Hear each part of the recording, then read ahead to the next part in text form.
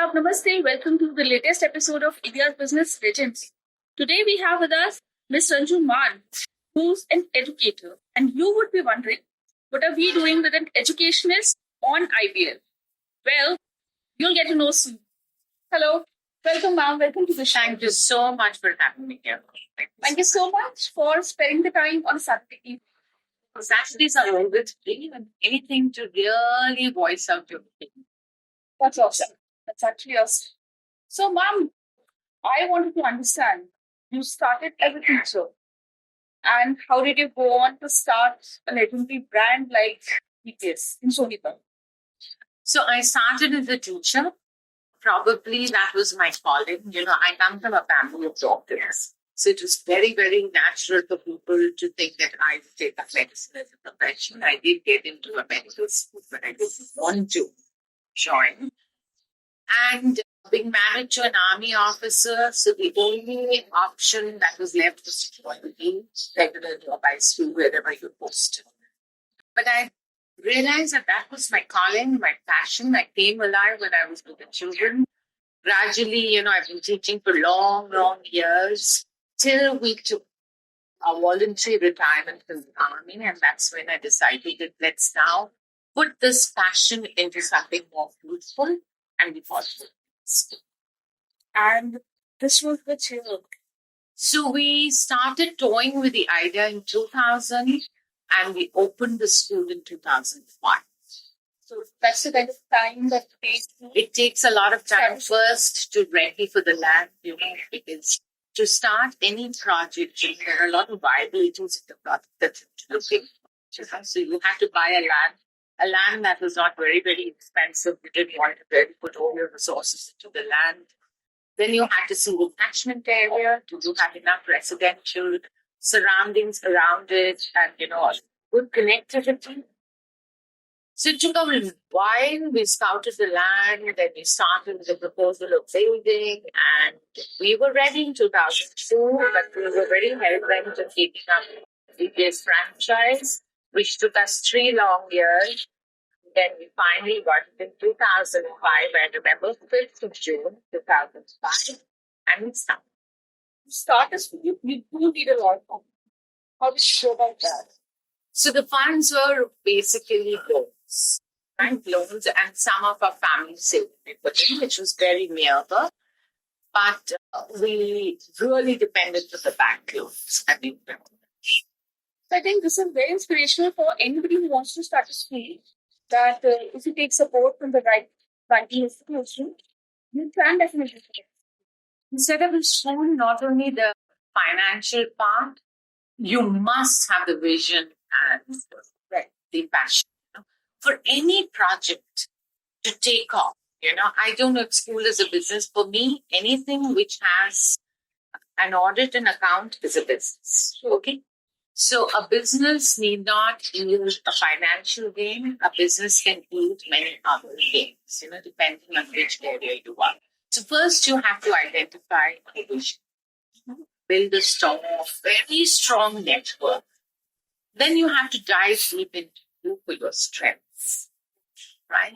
Once you identify your strength, then absolutely be bold enough to acquire and develop new strengths.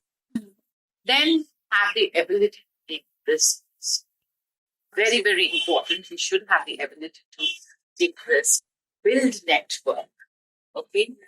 And then hire and be very organized. Very, very organized. Then hire a team. Support the team. And then build. So these are basic for any project or any business. These are the basic things that you have to do. So the moment I identified my passion and my vision for a school, and then that led to one to another, the only thing I had to be very, very organized and very, very consistent. I couldn't deviate from it because you would be dealing with young minds. Right? So you couldn't slack it because they need dynamism every single day. So I had to be up in the front. It's interesting. So while you were setting up this school, did you face in that obstacle? I'm sure there must be many. We would want to know from student club. See, nothing is very smooth. True. Life itself has challenges, but there are solutions for it. So first and foremost was to get the DPS brand. I had to wait. My building was ready. My interest in the loan was mounting, but I was running pillar to post to get the DPS brand. So that was the first obstacle. And I realized how alarming it was. There were many times that I thought of giving up for the brand. And I said, let me just begin and start my own brand. But I knew to start a brand, you needed at least 2 to 3 years to establish a brand. And I didn't want to lose my attention and focus from the children to brand. Right? So I was very consistent. I followed it. That was first obstacle. Second was hiring. We were in Sonepat, but we were not even in Sonepat town. We were on that Sonepat Meerut road, right? And it was a small hamlet, hiring staff. And I only know that if you pay peanuts, you'll get monkeys. So we had to really give them the central government way and got the staff, slowly. We went scouting for the staff in Kerala, down south, Calcutta, and we picked up the staff. So that was another obstacle. Convincing parents of your vision, taking them along, building a partnership with them, which is most important, which most of the schools miss out on. It is not a client and a customer kind of a thing, just more. You're dealing with the next generation, so you need the support. So these were the challenges. I won't call them obstacles, because obstacles always retard your growth. Challenges, you can go simultaneously with it. So these were the challenges that I faced. So when we start the franchising, there are certain standards wherein you have to give up. It has to be a certain way. The building is supposed to be certain. How did you go about that? Especially if you had no experience for building infrastructure. Of course, I had no experience in building infrastructure, but I had a very, very clear idea of how the classroom and how the school should be from children's point. Since my idea was so clear that I didn't want to be dampened by an experienced person who comes in, with his own designs and overrules my design. So we hired a very young architect straight out of the college, and it was a very cohesive.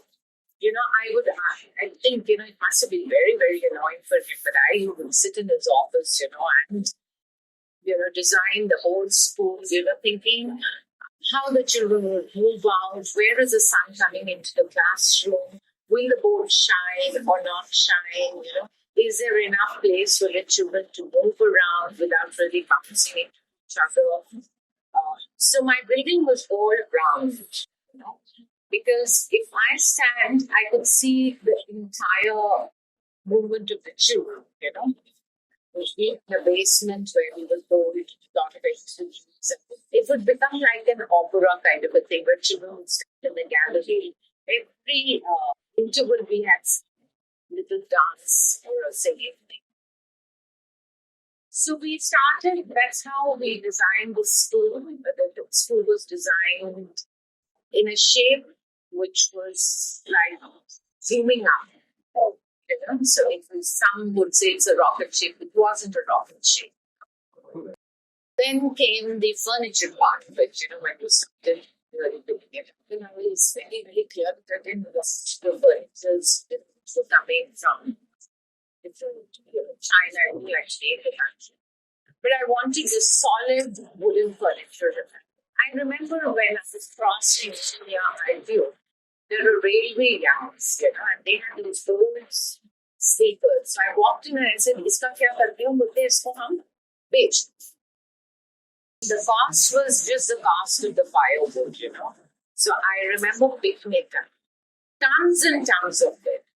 Then making a workshop in the school, the rural carpenters I called up and I sat with them.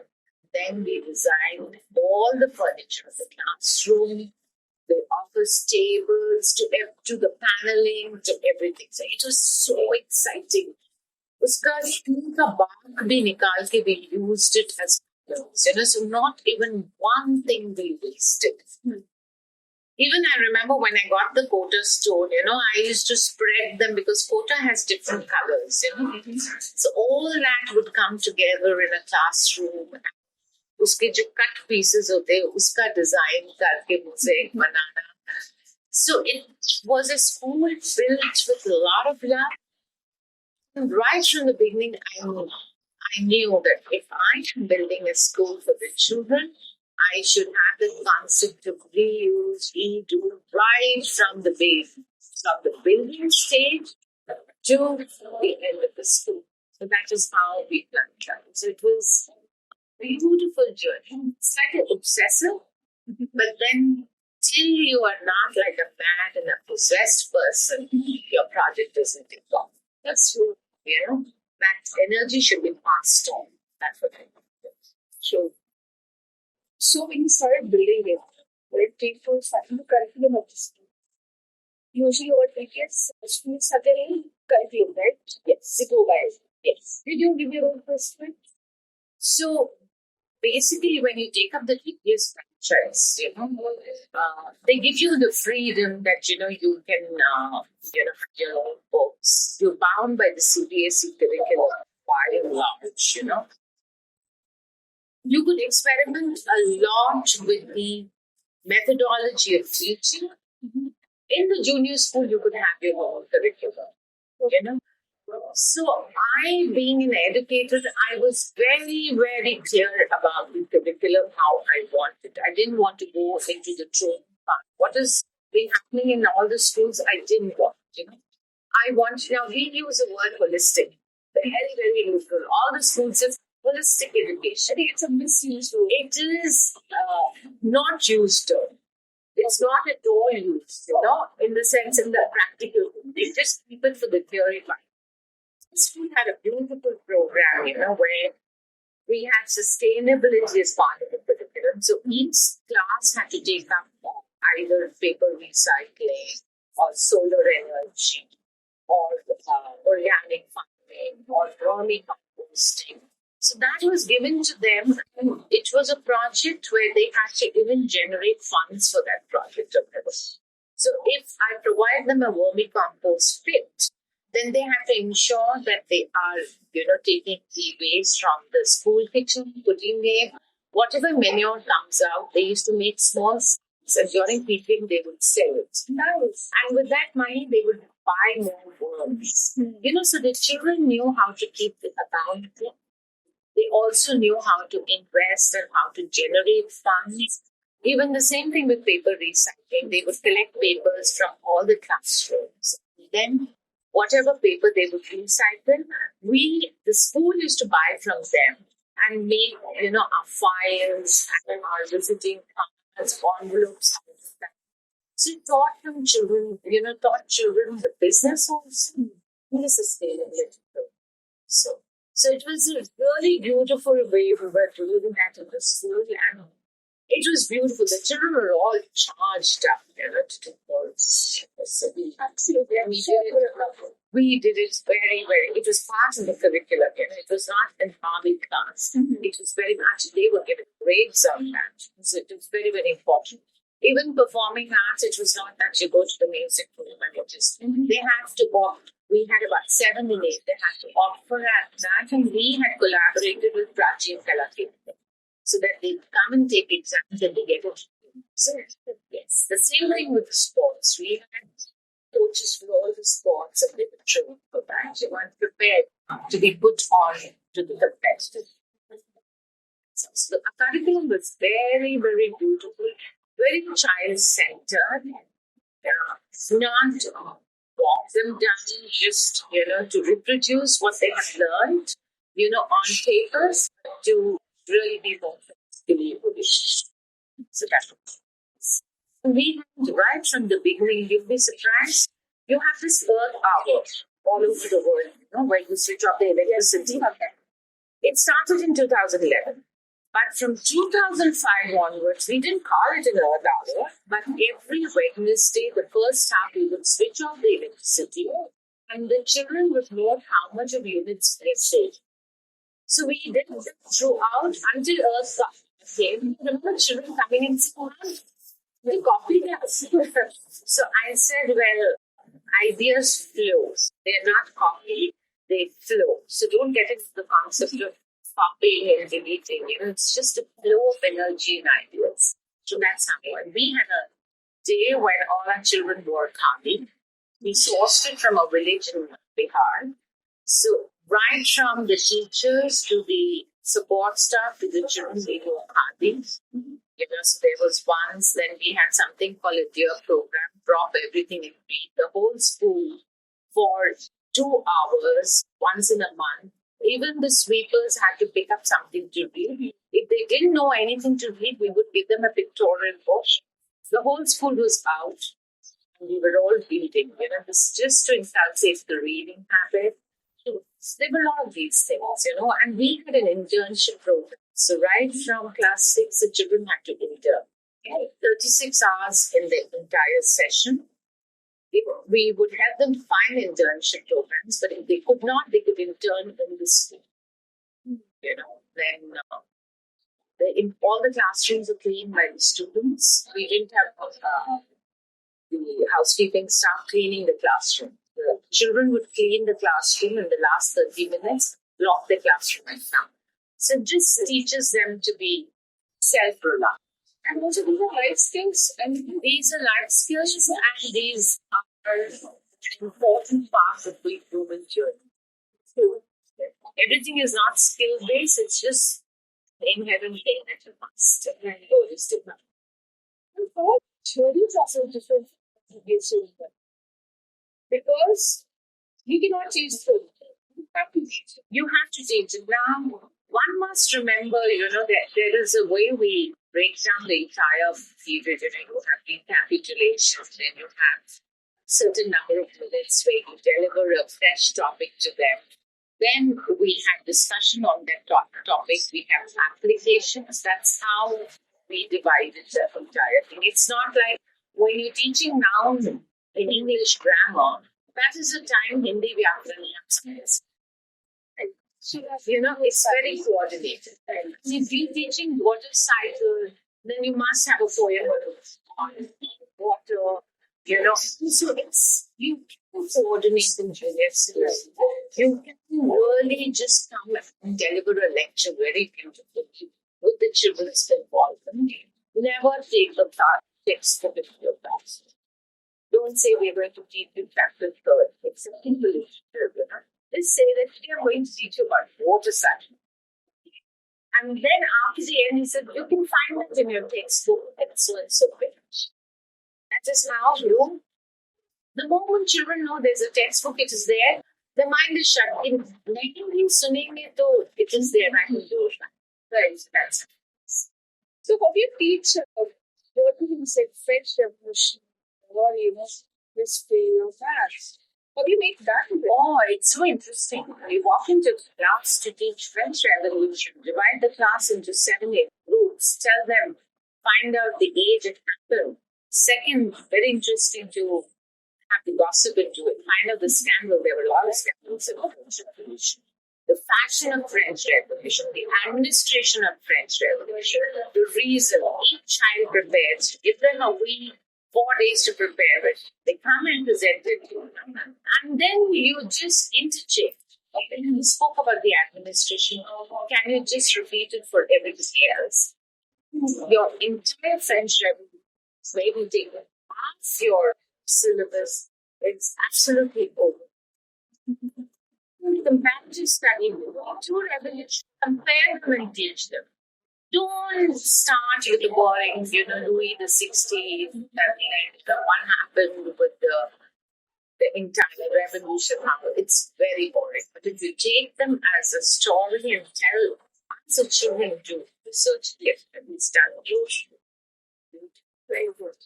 Also, ma'am, there's one more obsession with parents. I feel that once they send the child, especially in the child should be well versed with the English language.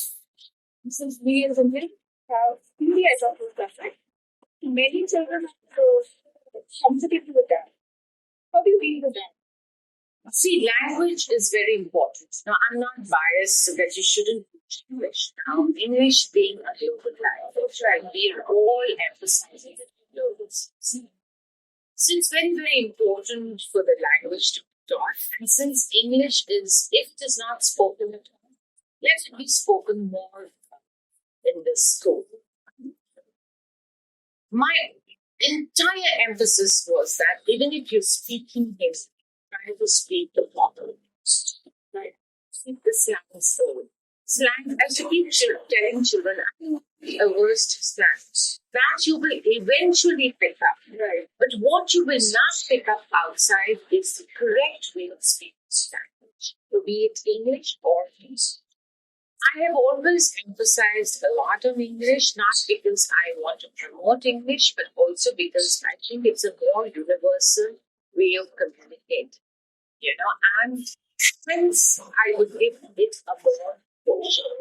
So there are no language biases, but from the citizens, I would say. You probably do that. Different techniques. See, we do have something called ES since where a child comes from a total non-English background.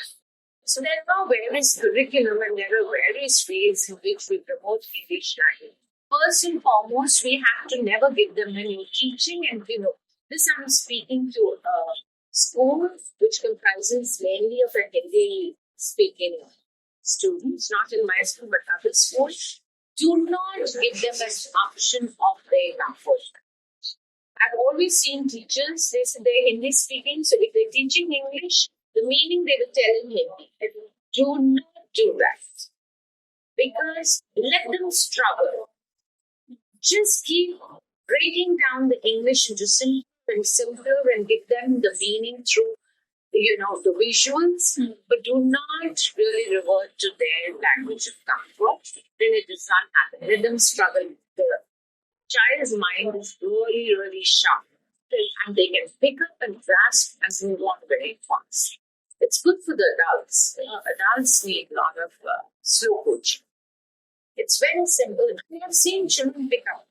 In my school, Vidyadan, I wanted to contribute. So every year, every 2 years, I would adopt the children from a downtrodden place. So I had beggars children. I had about 10 of them.